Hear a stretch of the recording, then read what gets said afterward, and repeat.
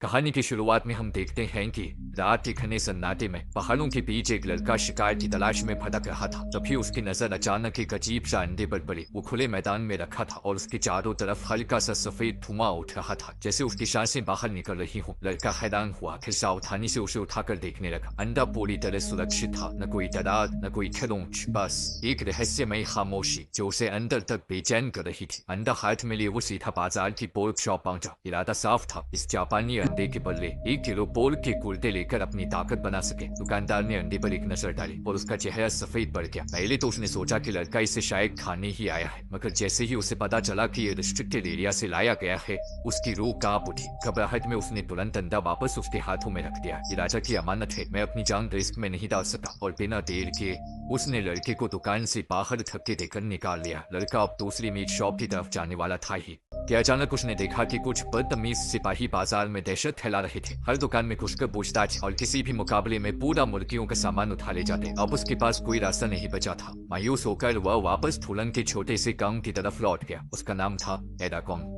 एक लड़का जो बचपन से बिना किसी नौकरी के बस मेहनत और शिकार के भरोसे जिंदगी काट रहा था। उसकी माँ उसे बहुत पहले छोड़ चुकी थी और अब उसका सहारा सिर्फ उसका अंकल था, जिसने हमेशा उसे अपने बेटे की तरह पाला। गांव पहुंचते ही उसका कजन हमेशा की तरह उसका मजाक उड़ाने आ गया। दोनों बचपन से एक दूसरे के साथ बड़े हुए थे, इसलिए ताने भले लगते थे पर दिल में प्यार वही था। अक्सर जब भी मौका मिलता दोनों हथियार उठाकर बैटिस करने लगे, जैसे ये उनकी रोजमर्रा की आदत हो। अगर उनके पिता बीच में आकर रोक न देते तो शायद दोनों रात भर ऐसे ही फैले रहते। एडाकोंग को अभी समझ नहीं आया था कि उसने आखिर क्या चीज उठा ली है। वो अंडा उसके लिए एक पहेली बन चुका था, इसलिए उसने किसी को कुछ बताने के बजाय चुपके से उसे गायों की चरने वाली जगह पर छुपा दिया। लेकिन उसकी जिज्ञासा शांत होने का नाम ही नहीं ले रही थी। एक दिन उसने उस अंडे को फिर निकाला और गौर से देखने लगा। उसने तरबूज की तरह उंगलियों से टाक टाक करके भी चेक किया, पर अंदर से वो बिल्कुल खोखला महसूस हुआ। यह बात बेहद अजीब थी, मगर इससे पहले कि वो और सोच पाता उसे खेतों में मदद के लिए बुला लिया गया। उस दिन उसके कजन टोरन ने अचानक कहा कि वो अपने सपनों के पीछे जाने वाला है। वो इस घाटी में उम्र भर फंसा नहीं रहना चाहता। एडाकोंग को यह बात चुभी तो जरूर, लेकिन भीतर से उसे खुशी भी हुई। शायद यह रोडन के लिए सही रास्ता था। एडाकोंग और उसके अंकल ने उसके फैसले का पूरा समर्थन दिया। जाने से पहले अंकल ने रोडन को कुछ चांदी के सिक्के देने चाहे, मगर उसने साफ मना कर दिया। उसके शब्द अब भी गूंज रहे थे, मैं अपना पैसा खुद कमाऊंगा, अपने परिवार को खुद संभालूंगा। रोडन के जाने के बाद एडाकोंग के दिन जैसे बेरंग हो गए। घर, खेत, पहाड़ सब पहले जैसा था, बस उसका मन खाली हो गया था। फिर एक दिन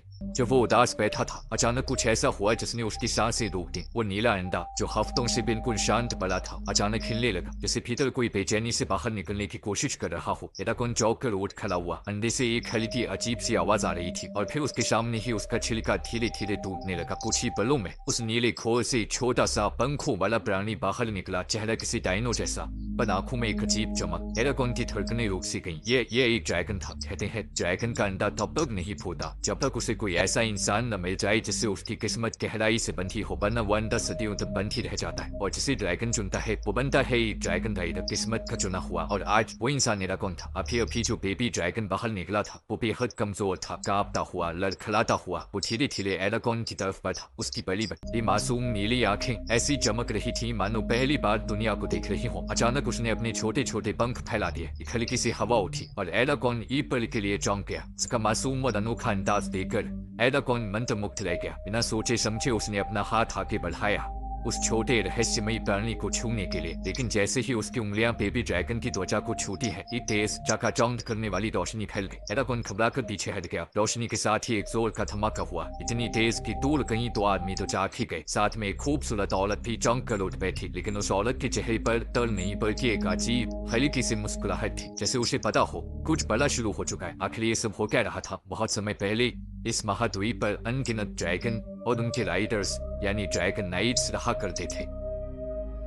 उन्हें ऐसी शक्तियां मिली थीं जो किसी भी सेना, किसी भी जादू से कहीं ऊपर थी। इन्हीं की वजह से सदियों तक शांति बनी रही, दुनिया फली फूली, शहरों ने तरक्की की और इंसान खुद को सुरक्षित महसूस करते रहे। मगर हजारों वर्षों की शांति कभी कभी सबसे बड़ा जाल साबित होती है। धीरे धीरे ड्रैगन नाइट्स को अपने ही ताकत पर घमंड होने लगा। वो खुद को इस दुनिया से ऊपर समझने लगे और वहीं से शुरू हुआ विनाश का दौर। उन्होंने एक भयानक जंग छेड़ दी। ताकत, लालच और राज करने की भूख में अपने ही भाइयों का खून बहाना शुरू कर दिया। लेकिन असली तबाही तब आई जब पीटोरिस नाम के ड्रैगन नाइट ने अपने साथियों के साथ विश्वासघात कर दिया। उसने अपनी काली शक्तियों का इस्तेमाल करके एक एक कर सारे ड्रैगन्स और बाकी सभी ड्रैगन राइडर्स को खत्म कर डाला। अंत में पूरी ताकत, पूरी जादूगरी सब सिर्फ उसी के हाथ में रह गई। वही इस पूरे महाद्वीप का राजा बन बैठा, लेकिन उसका राज नहीं, एक खौफनाक कैद था। पिटोरिस का शासन इतना सख्त और जालिम था कि जो भी उसकी बात नहीं मानता वो दुनिया से गायब कर दिया जाता। जो लोग उसके खिलाफ खड़े होने की हिम्मत रखते उन्हें सिर्फ एक ही जगह बचती थी, गहरे जंगलों में छिपे ठिकाने, जहाँ से वो एक दिन फिर ताकत इकट्ठा कर सही समय पर वापसी की उम्मीद करते थे। किसी चमत्कार की उम्मीद में सब कुछ शांत था। तभी एक दिन एल्फ जाति की राजकुमारी आलिया को एक ऐसा राज पता चला जिसने पूरी दुनिया की किस्मत हिला दी। कल्पटोरिक्स के ड्रैगन ने एक नया अंडा दिया था। ये जानकर कि यह अंडा कितना खतरनाक हो सकता है, आलिया ने अपनी जान की परवाह के बिना उसे चुपके से चुरा लिया। लेकिन जैसे ही कल्पटोरिक्स को इसकी भनक लगी, उसका गुस्सा फट पड़ा। उसने तुरंत अपने सबसे भरोसेमंद और सबसे खतरनाक जादूगर तुर्जा को पीछे भेज दिया। किसी भी कीमत पर वो अंडा वापस चाहिए था, क्योंकि वही उसकी दस्त की आखिरी उम्मीद था। तुर्जा अपनी काली सेना लेकर रास्तों को नापता चला आया। आलिया के साथ ही कोशिश करते रहे कि उसे रोक सकें, पर तुर्जा के सामने वो सब रेत की दीवार जैसे ठहरे गए। अंत में राजकुमारी खिल गई। तुर्जा के जादू की आग ने उसे चारों ओर से बंद कर दिया था। बचने का कोई भी रास्ता नहीं। तुर्जा ने आदेश दिया, अंडा सौंप दो अभी। लेकिन उस नाजुक पल पर आलिया ने अपना आखिरी दांव खेला। उसने हाथ उठाए और प्राचीन भाषा में मंत्र बोल दिया। अचानक ही तेज चमक उठी और ड्रैगन का अंडा कहीं दूर किसी अनजानी जगह भेज दिया गया, मगर इसकी कीमत भी भारी थी। आलिया खुद तुर्जा के हाथ लग गई, कैद कर ली गई और अंधेरे में धकेल दी गई। दूसरी तरफ जंगल की खामोशी में एयरकॉन शिकार की तलाश में घूम रहा था। उसे क्या पता था कि आज उसकी जिंदगी हमेशा के लिए बदलने वाली है। झाड़ियों के बीच उसे अचानक वही ड्रैगन का अंडा मिला और अगली ही सुबह अंडा फूटा और उसकी बाहों में लेटी थी सफेदा, नन्ही और मासूम और चमकती आंखों वाली। एयरकॉन उसे देख ही रहा था कि अचानक उसने अपनी हथेली में तेज जलन महसूस की। हाथ उठाकर देखा तो वहाँ एक अजूबा सा चिन्ह बना हुआ था। वो समझ नहीं पा रहा था कि इसका क्या मतलब है, पर सफेदा को देखकर वो सब भूल गया। जब सफेदा ने अजीब सी आवाजें निकाली, एयरकॉन को लगा शायद वो भूखी है। वो भागकर ताजा दूध ले आया, पर सफेदा ने उसकी तरफ देखा भी नहीं। उल्टा वो लकड़ी के ढेर की तरफ भागी और उसमें छुप गई। एयरकॉन उत्सुकता से झांक ही रहा था कि तभी सफेदा ने एक बड़े से मोटे चूहे को झटके में निकल लिया। तभी उसे समझ आया ये एक मांसाहारी प्राणी है, छोटी जरूर है पर वो खुश की दुनिया से बड़ी। धीरे धीरे एयरकॉन को सफेदा अजीब भी लगी और बेहद प्यारी भी। उसने उसे छुपकर पालने का फैसला कर लिया और सफेदा वो भी एयरकॉन को पहचान चुकी थी, जैसे उसके लिए इस दुनिया में एयरकॉन ही सब कुछ हो। इसी बीच तुर्जा ने राजकुमारी आलिया पर अपना काला जादू चलाया। उसके सामने झूठ बच ही नहीं सकता था। धीरे धीरे आलिया की आवाज कांपी और उसने सच उगल लिया, ड्रैगन का अंडा अब कहाँ है? ये खबर जब कल्पटोरिक्स तक पहुंची तो उसके चेहरे से सादा रंग उड़ गया। एक नए ड्रैगन नाइट का जन्म उसके ताज के लिए सीधे मौत का पैगाम था। वो किसी भी हालत में ये नहीं होने दे सकता था। उसने तुरंत तुर्जा को आदेश दिया, नए ड्रैगन नाइट को खत्म कर दो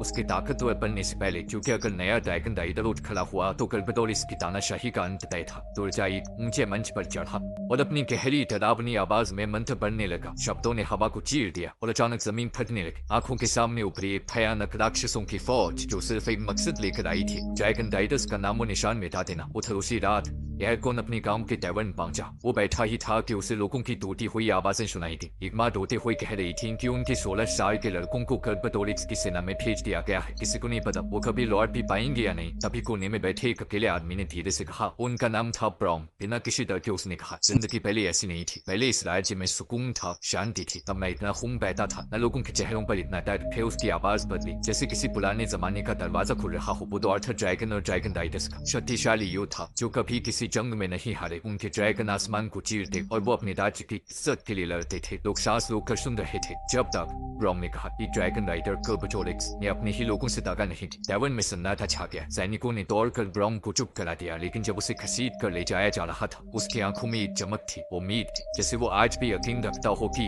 एक दिन ड्रैगन राइडर्स का युग फिर लौटेगा। ब्रॉम की बातें एयरकॉन के दिल में कहीं गहराई तक उतर चुकी थी और पहली बार उसे लगा शायद उन कहानियों का ड्रैगन राइडर वो खुद हो सकता है। उसके भीतर जैसे कोई सोई हुई ताकत जाग उठी। वो तुरंत सफेदा के पास दौड़ा और उसकी उड़ान की ट्रेनिंग शुरू कर दी। एयरकॉन चाहता था कि सफेदा जल्द से जल्द मजबूत हो जाए, क्योंकि उसे महसूस हो रहा था कि आने वाला समय बेहद खतरनाक है। कई कोशिशों, कई गिरावटों और कई दर्दनाक प्रयासों के बाद आखिरकार सफेदा ने अपने विशाल पंख फैलाए और हवा को चीरते हुए आसमान में उठ गई। एयरकॉन की आंखों में खुशी छलक उठी, पर कुछ ही पलों बाद ये खुशी डर में बदल गई। सफेदा अचानक कहीं गायब हो गई थी। वो ठहर गया, हैरान, परेशान और थोड़ा टूट चुका। उसे लगा शायद सफेदा अब इतनी ताकतवर हो गई है कि उसे उसकी जरूरत ही नहीं रही, लेकिन अगले ही पल उसकी हथेली में तेज दर्द उठा। वही वाला निशान चमकने लगा जैसे किसी अदृश्य शक्ति ने उसे पुकारा हो। एयरकॉन ने ऊपर देखा और उसकी धड़कनें थम सी गईं। आसमान से नीचे आते हुए बिजली की तरह गिरता हुआ एक महान विशाल दमदार ड्रैगन था। ये वही सफेरा थी, लेकिन अब पहले से 100 गुना बड़ी। उसके चमकते नीले शल्क, सिर पर तेज धार वाले बड़े बड़े सींग और उसके हर सांस के साथ हवा कांप रही थी। एयरकॉन डर से एक कदम पीछे हट गया। अभी कुछ ही दिन पहले वो एक नन्ही प्यारी ड्रैगन थी जो एयरकॉन की मदद से उड़ना सीख रही थी। किसी ने भी ये नहीं सोचा था कि उसके अंदर इतनी विशाल शक्ति छुपी है। सफेरा उसके सामने उठे और तभी एयरकॉन को एहसास हुआ वो उसकी सोच सुन सकी है। उसका डर, उसकी हैरानी, उसकी उलझन सब ब्रोम की बातें अचानक सच्चाई की तरह सामने आ गईं। ड्रैगन नाइट्स का युग फिर लौट आया था। अब सफेरा उसकी आवाज बन चुकी थी। टेलीपैथी के जरिए एयरकॉन उसकी हर बात समझ रहा था। उसे वह पहला पल भी याद आया जब उसने नन्ही सफेरा को छुआ था। उसी वक्त उसकी हथेली पर बनी उस छाप ने एक अनंत कॉन्ट्रैक्ट बांध दिया था। वही चिन्ह जो घोषणा करता था कि एयरकॉन अब एक आधिकारिक ड्रैगन नाइट है। सफेरा ने बताया कि वह हजारों सालों से अपने ड्रैगन नाइट का इंतजार कर रही थी और अब उसे विश्वास था कि एयरकॉन उसके साथ मिलकर इस दुनिया के अंधेरे को खत्म करेगा। ये सुनकर एयरकॉन को ब्लॉन्ग की वो नजरें याद आ गई। वही पल जिसने उसे बताया था कि नया ड्रैगन राइडर जन्म लेने वाला है। ब्लॉन्ग की कहानी अधूरी रह गई थी क्योंकि सैनिकों ने उसे चुप करा दिया था, पर उसके शब्द अभी भी एयरकॉन के मन में गूंज रहे थे। बिना किसी देरी के एयरकॉन अंधेरे में चुपचाप ब्लॉन्ग के घर में घुस गया क्योंकि उसे यकीन था ड्रैगन से जुड़े और भी राज वहाँ उसका इंतजार कर रहे थे। ब्लॉन्ग की मेज पर थोल से थकी एक भारी सी किताब रखी थी। उसके कवर पर अजीब से चिन्ह बने थे, एक मैजिक हैंडबुक जो ड्रैगन्स के रहस्यों से भरी थी। एयरकॉन ने जैसे ही पन्ने पलटने शुरू किया, उसके भीतर उत्सुकता की आग और तेज जलने लगी। वो किताब के शब्दों में खो ही रहा था कि अचानक दरवाजा चरमराया। ब्रॉम बाहर खड़ा था, उसकी निगाहें किताब पर जमी थी और चेहरा साफ। एयरकॉन ने हिचकते हुए पूछा, क्या ये सब सच है? ड्रैगन्स, ड्रैगन राइडर्स और वो लेजेंड्स? ब्रॉम की आंखों में एक पल के लिए डर छलक गया। फिर उसने सवाल डालने की कोशिश की, इन बातों में मत पड़ो लड़के, ये रास्ते मुसीबत लात है। उसने एयरकॉन को लगभग धक्का देकर बाहर निकाल लिया। एयरकॉन सब समझ गया, ब्रॉम कुछ न कुछ जरूर छुपा रहा है, पर उसने सफेरा का नाम जाहिर नहीं किया। एयरकॉन के जाते ही ब्रॉम ने धीरे से पुरानी पेटी खोली। अंदर एक चमकदार तलवार पड़ी थी जो सालों से सील कर रखी गई थी। ब्रॉम की आंखों में वो पुराना तेज लौट आया। वही तलवार थी जो एक ड्रैगन नाइट की शान मानी जाती थी। असल सच्चाई ये थी, ब्रॉम कोई साधारण आदमी नहीं बल्कि कभी का एक मशहूर ड्रैगन नाइट था, पर किसी रहस्यमयी वजह से वो इस पिलांग गांव में छुप कर जी रहा था। वापसी के रास्ते में एयरकॉन का गुस्सा उबल रहा था। ब्रॉम के बर्ताव ने उसके मन में और सवाल खड़े कर दिए थे। तभी वो एक बूचर शॉप के पास से गुजरा जहाँ से अजीब डरावनी आवाजें आ रही थी। एयरकॉन धीरे से खिड़की के पास गया। अंदर का दृश्य देखकर उसकी सांस रुक गई। एक भयानक मॉन्स्टर दुकानदार को लोहे की पकड़ में जकड़ कर टॉर्चर कर रहा था। एयरकॉन कहा है, उसकी भारी दानवी आवाज गूंजी। दुकानदार दर्द में कांप रहा था और आखिरकार तड़पते हुए उसने एयरकॉन के घर का पता बता दिया। जानकारी मिलते ही मॉन्स्टर ने उसे बेरहमी से मार डाला। कमरा खून से भर गया। एयरकॉन तेजी से पास की टेबल के नीचे घुस गया, सांस रोककर बैठ गया और मुश्किल से मौत के जंगल से बच पाया। जैसे ही मॉन्स्टर वहां से चला गया, एयरकॉन खुद को खींचकर बाहर निकला। अब उसे पूरा एहसास हो चुका था, हालात बेहद खतरनाक हो चुके हैं। वो पूरी ताकत से अपने घर की तरफ दौड़ा, बस एक ही ख्याल के साथ अपने अंकल को चेतावनी दे सके ताकि वो तुरंत भाग सके। एयरकॉन अपने घर की तरफ भाग ही रहा था कि अचानक आसमान से पंखों की विशाल छाया उसके ऊपर पड़ी। सफेरा पहले ही उसका डर, उसकी बेचैनी और आने वाली खतरे को महसूस कर चुकी थी। वह बिजली की तरह नीचे झपटी और एयरकॉन को अपने पंजों में पकड़कर हवा में ले गई। एयरकॉन चौंक गया, डर गया, उसकी चीख हवा में खो गई। वो सफेरा की पीठ पर बैठा कांप रहा था, आंखों में आंसू थे और आवाज भर रही थी, मुझे नीचे उतार दो, मैं अपने परिवार को अकेला नहीं छोड़ सकता। पर सफेरा की आवाज उसके मन में गूंजी, वो मॉन्स्टर बेहद तेज है, अगर हम लौटे तो तुम मर जाओगे। अब देर हो चुकी है। लेकिन एयरकॉन का दिल अपने परिवार के लिए तड़प रहा था। वो सफेरा की पीठ पर हिलने लगा, खुद को उसकी पकड़ से छुड़ाने की कोशिश करता हुआ। सफेरा डर गया, अगर वह ऐसे करता रहा तो वह सच में नीचे गिर सकता था। मजबूरी में उसने उसकी जिद मान ली और तेजी से उसकी फार्म की तरफ मुड़ गई। जैसे ही एयरकॉन अंदर दौड़ा, उसकी पूरी दुनिया एक ही पल में बिखर गई। उसका अंकल, वो शख्स जिसने उसे पाला, उस पर भरोसा किया, जो उसकी जिंदगी का सहारा था, उसे बेरहमी से मारा गया था। कमरा खून से सना था और दीवारें जैसे चीख रही थी। एयरकॉन वहीं रह गया, उसके हाथ कांप रहे थे, सांस अटक रही थी। वो उस हालत में था जहाँ शब्द भी साथ छोड़ दे। सफेरा धीरे धीरे उसके पास आई, उसे सांत्वना देने के लिए, लेकिन एयरकॉन का कम अब गुस्से में बदल चुका था। उसने सफेरा की तरफ मुड़कर चिल्लाया, ये सब तुम्हारी वजह से हुआ, अगर तुम मुझे रोकती नहीं तो मैं उसे बचा सकता था। सफेरा ने नरमी से समझाने की कोशिश की, एयरकॉन हमें अभी निकलना होगा, वो मॉन्स्टर वापस आ सकता है। पर एयरकॉन को सुनने की हालत में नहीं था। उसने अपना सारा दर्द, सारा गुस्सा, सारा इल्जाम सफेरा पर फेंक दिया। सफेरा की आंखों में भी उदासी भर गई। वह जानती थी कि इस पल में नाराज देना भी बेकार है। उसने अपने पंख फैलाए और धीरे धीरे आसमान में उड़ गई नीचे।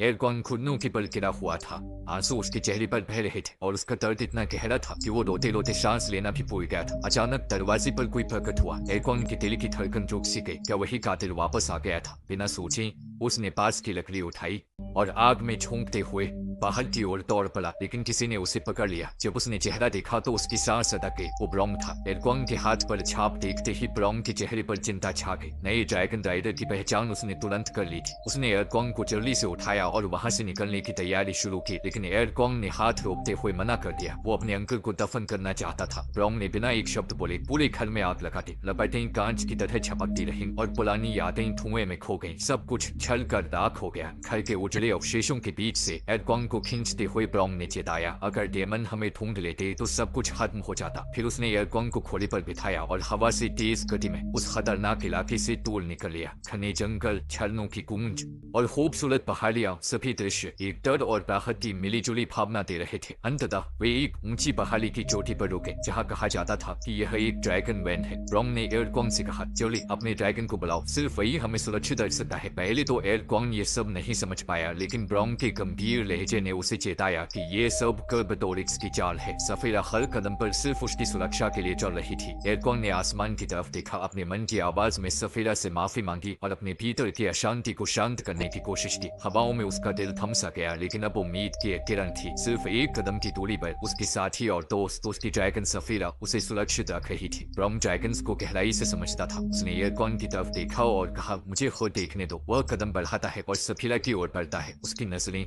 ड्रैगन के मजबूत शरीर और उभरती मसल्स पर टिक गई। कुछ ही पल में ब्रॉम समझ गया, ये कोई आम ड्रैगन नहीं है, ये एक फाइटिंग मशीन है और आने वाले वक्त में और भी ताकतवर होगा। फिर ब्रॉम ने गंभीर लहजे में कहा, अब तुम दुनिया के आखिरी बचा हुआ ड्रैगन राइडर हो। कैर्बेटोरिक्स तुम्हें ढूंढने के लिए अपने लोग भेजेगा। अब सिर्फ एक ही रास्ता बचा है, उन बाकी सैनिकों को ढूंढो जो केव में छुपे हैं। उनकी मदद से ही तुम उस जालिम राजा को हरा सकते हो और अपने अंकल की मौत का बदला ले सकते हो। लेकिन एरगोंग के मन में डर था। वो ड्रैगन राइडर बनना नहीं चाहता था। वह जानता था कि ड्रैगन और राइडर का रिश्ता बिल्कुल खास होता है। एक ड्रैगन केवल उसी के सामने अंडे से निकलता है जिसे वह अपना मानता है। कॉन्ट्रैक्ट साइन होते ही ड्रैगन हमेशा अपने राइडर के लिए वफादार रहता है, लेकिन इस रिश्ते में अभी भी थोड़ी मजबूरी है, जैसे पुराने समय में गुलामी। ड्रैगन का फर्ज है अपने नाइट को बचाना। अगर नाइट मर जाए तो ड्रैगन भी मर जाता है, लेकिन अगर ड्रैगन मर जाए नाइट को कुछ नहीं होता। कैर्बेटोरिक्स कभी नहीं चाहता था कि कोई ड्रैगन नाइट वापस आए। उसने दुर्जा को आखिरी चेतावनी दी थी, ड्रैगन नाइट को उसके बड़े होने से पहले ही खत्म कर दे। दुर्जा रजा के मुख्य बेस में पहुंचा। पहले रजा कैर्बेटोरिक्स के सबसे बड़े दुश्मन थे, लेकिन बाद में दुर्जा ने उन्हें अपने काबू में ले लिया और अपने रक्षक बना लिया। अब दुर्जा का आदेश था, ड्रैगन राइडर का सर काट कर लाओ ताकि कैर्बेटोरिक्स का पीछा खत्म हो जाए। एरगोंग ने सफेरा से कहा, दिन में आसमान में चक्कर लगाती रहो ताकि खतरा होने पर मुझे वार्निंग मिल सके। रात में ही मिलेंगे। दोनों बिना रुके वार्डन की बेस की तरफ भागे, लेकिन दुर्जा के लोग हर कदम पर उनकी हरकतों का पता लगा रहे थे। रास्ते में एरगोंग ने देखा कुछ डेमन्स सड़क पर गाड़ियों को लूट रहे थे। दिल ने सोचा, अब उसके पास ड्रैगन है, ये काम उसके लिए आसान होगा। लेकिन ब्रॉम ने उसे सिखाने का फैसला किया। उसने चेतावनी दी, ड्रैगन होने का मतलब ये नहीं कि तुम बिना सोचे लड़ सकते हो। रास्ते में बड़ा लकड़ा उठाया और कुछ ही मूव्स में डेमन्स को हरा कर दिखाया। एरगोंग समझ गया, सिर्फ ताकत ही नहीं, बुद्धि और रणनीति भी जरूरी है। ब्रॉम ने गंभीर लहजे में कहा, एरगोंग, आगे तुम्हें असली जिंदगी और मौत वाली जंग का सामना करना पड़ेगा। बिना सोचे समझे हिम्मत दिखाना तुम्हारे लिए खतरनाक साबित हो सकता है। हमारा असली दुश्मन दुर्जा है, जिसके काबू में हजारों डेमन्स योद्धा है। अगर तुम अपनी जान बचाना चाहते हो तो तुम्हें एक असली ड्रैगन राइडर बनना होगा। एरगोंग कुछ पल के लिए चुप रह गया। उसकी आंखों में उदासी और डर छलक रहे थे। अचानक वह थककर जमीन पर बैठ गया, बेहोशी और बेचैनी के बीच। ब्रॉम उसके पास ही खड़ा था, धीरे धीरे कुछ मंत्र बोल रहा था। जैसे ही उसने मंत्र बोला किया, पास पड़ी लकड़ी के ढेर में अचानक आग की लपटें उठ गईं। एरगोंग हैरानी से बोला, ये क्या? ब्रॉम ने शांत स्वर में कहा, ये सिर्फ एक मैजिक ट्रिक थी। लेकिन एरगोंग को महसूस हो रहा था कि ब्रॉम कुछ बड़ा छुपा रहा है, एक रहस्य जो सिर्फ ड्रैगन राइडर तक ही सीमित नहीं है। ब्रॉम जादू में भी माहिर था। सफर के दौरान जब दोनों एक अजीब से गांव से गुजरे, ब्रॉम अचानक बेचैन हो गया। उसका शरीर सिहर उठा, जैसे वहां किसी अनदेखी ताकत का साया हो। वह ठहर गया, कुछ पल तक उस जगह की तरफ नजरें टिकाए रखा। फिर एरगोंग से कहा, तुम जाओ, कुछ सूखा खाना खरीद लो। खुद वहां एक तरफ चला गया। एरगोंग गांव में घुसा और एक घर की ओर गया। वहां उसकी नजर पड़ी एक खूबसूरत औरत पर। उसकी आंखें चौंधिया गईं। औरत ने मुस्कुराते हुए कहा, मैं एंजेला हूँ, मैं एक विच हूँ। एस्ट्रोनॉमी और जियोग्राफी में मेरी समझ बहुत गहरी है। एंजेला ने देखा कि एरगोंग उदास और बेचैन है। उसकी आवाज में गंभीरता थी। तुम जल्दी ही एक खतरनाक मुसीबत में फंसने वाले हो। ये सब जो तुम्हारे साथ हो रहा है वो उस दिन से शुरू हुआ जब तुमने वह ड्रैगन का अंडा पाया था। एरगोंग की आंखों के सामने सब कुछ उलझा हुआ महसूस हुआ। उसने देखा कि सपनों में वही लड़की बार बार उसकी ओर बुलाती थी पर कभी अपना नाम नहीं बताती थी। एरकॉन शक भरी नजरों से घर से बाहर निकला, तभी अचानक कोई उसके पीछे आकर उसका गला दबा देता है। वो खतरनाक स्थिति में फंस गया, पर उसी वक्त ब्राउन अचानक प्रकट हुआ और उसकी जान बचा ली। पता चला वो हमला करने वाला कोई और नहीं बल्कि एक डेमन था जिसे एंजेला ने उन दोनों पर हमला करने के लिए भेजा था। जब वो दोनों तेजी से वहां से निकलने की कोशिश कर रहे थे, अचानक एक झुंड डेमंस ने उन्हें घेर लिया। ब्राउन ने अपनी तलवार निकालने की कोशिश की, लेकिन डेमंस ने उसे रोक दिया। एरकॉन के सामने से हमला तेज हो गया। उसने तुरंत अपना धनुष खींचा और दूर से वार करने लगा, लेकिन हर तीर बस डेमंस को हिलाने तक ही सीमित रह गया। किसी को रोक पाना मुश्किल हो गया। एरकॉन ने सोचा कि अब तो सिर्फ अपनी जान बचाना ही उसकी पहली प्राथमिकता है। जब हालात और भी बुरे लगने लगे, उसने गहरी सांस ली, धनुष उठाया और जोर से चीखा। उसकी चीख में छिपी शक्ति ने कुछ बदल डाला। धनुष से निकलते ही हर तीर जैसे जादू की आग में बदल गया। डेमंस के ऊपर गिरते ही उन्हें हवा में उड़ा दिया। चारों तरफ चलती हुई शक्ति का धमाका फैल गया, लेकिन इतनी भयंकर ताकत का इस्तेमाल करने के बाद एरगॉन बेहोश हो गया। जब उसने होश पाया तो महसूस किया कि उसके हाथ पर बना निशान जलते हुए दर्द से तड़प रहा था, जैसे आग में जल रहा हो। ब्रह्म उसके पास आया और समझाया, जो आग का तीर तुमने छोड़ा वो इसी निशान की वजह से संभव हुआ। ये निशान ड्रैगन की ताकत से जुड़ा है और तभी जागता है जब कोई ड्रैगन राइडर गंभीर खतरे में होता है। यही ताकत खुद उसे बचाने के लिए सक्रिय हो जाती है। ब्रह्म ने धीरे से कहा, ये शक्ति इतनी जबरदस्त है कि आम इंसान इसे सहन नहीं कर सकते। ये ड्रैगन नाइट सिर्फ अपने ड्रैगन का मालिक नहीं होता, बल्कि कई तरह के जादू को भी कंट्रोल करने में माहिर होता है। एरगॉन ने धीरे धीरे अपनी सांसों पर काबू पाया। थोड़ी हिम्मत वापस लौट रही थी, लेकिन ब्राउन ने चेतावनी दी, याद रखो इस दुनिया में मैजिक के अपने नियम होते हैं। कोई भी जादू करने से पहले प्राचीन शब्दों का इस्तेमाल करना पड़ता है और बिना जरूरत के उसका इस्तेमाल करना खतरे से कम नहीं। एरगॉन ने अपने हाथ के निशान की ओर देखा। अब वह सिर्फ दर्द नहीं बल्कि शक्ति का प्रतीक बन चुका था। वो जान गया था कि असली जंग अभी बाकी है और उसे हर कदम सोच समझ कर ही चलना होगा। ब्राउन ने गंभीरता से समझाया, मैजिक एल्केमी की तरह होता है। इसका असली मतलब है बराबर की अदला बदली। जब भी कोई जादू किया जाता है उसका असर सिर्फ बाहर नहीं बल्कि खुद के शरीर पर भी पड़ता है। जादू करने वाले को उसकी बैकलैश को सहना पड़ता है, जो उसे इतना कमजोर कर सकता है कि उसकी जान तक जा सकती है। इसलिए मैजिक का इस्तेमाल सोच समझ कर करना चाहिए, वरना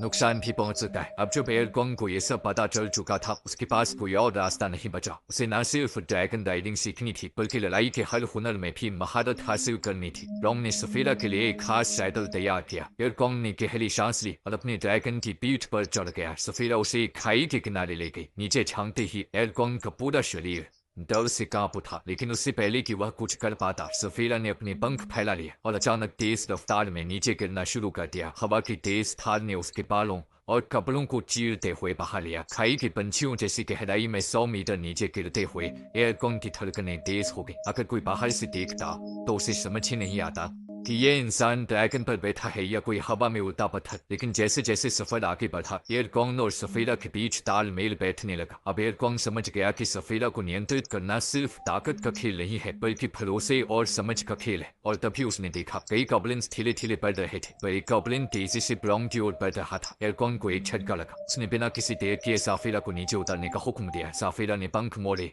और जैसे ही हवा को चीरते हुए नीचे गिरी, उसकी रफ्तार इतनी तेज थी कि पेड़ों की शाखाओं से फिरते हुए भी वो संतुलन बनाए रख रही थी। एरगॉन की नजर अब सिर्फ ब्राउन और उस हमलावर गॉब्लिन पर थी। जंगल की अंधेरी गहराई में पेड़ों और झाड़ियों के बीच गॉब्लिन ने हमला कर दिया। एरगॉन जोर से सफेरा की पीठ से नीचे फेंका गया और जमीन पर गिरते ही हवा में उछलते हुए कई बार लुढ़क गया। सफेरा भी एक विशाल शाखा से टकराई और जमीन पर गिरते ही पलटी मारते हुए फिर से संतुलन बनाने की कोशिश करने लगी। लेकिन किस्मत ने पलटा खेल खेला। ब्राउन ने बिना किसी डर के सामने आया। उसने बिना झिझक एरगॉन को बचाने के लिए गॉब्लिन के वार को अपने ऊपर ले लिया और फिर जो हुआ उसने सबको चौंका दिया। ब्राउन की लड़ाई की कला कुछ अलग ही थी। उसकी तलवार की चाल, उसकी स्ट्रेटेजी, हर मूव में एक क्लास और महारत थी। कुछ ही सेकंड में उसने उस एल्फ को मार दे दी। एरगॉन वहीं हैरानी और विस्मय से खड़ा रहा। उसकी नजर ब्राउन की तलवार पर पड़ी और यकीन पक्का हो गया कि ब्राउन कोई आम इंसान नहीं है। मुंह खुला रह गया। बाद में उन्होंने जल्दी से कुछ जड़ी बूटियां इकट्ठा की और सफेरा के घायल पंख पर लगा दी। ब्राउन ने एरगॉन को सख्ती से समझाया, अब तुम्हें सफेरा की हिफाजत करनी होगी। बिना सोचे समझे अपनी जान खतरे में मत डालना। अभी जो हुआ वो हमारी किस्मत थी। सफेरा की जान बची तो सिर्फ इसलिए कि हम समय पर मौजूद थे।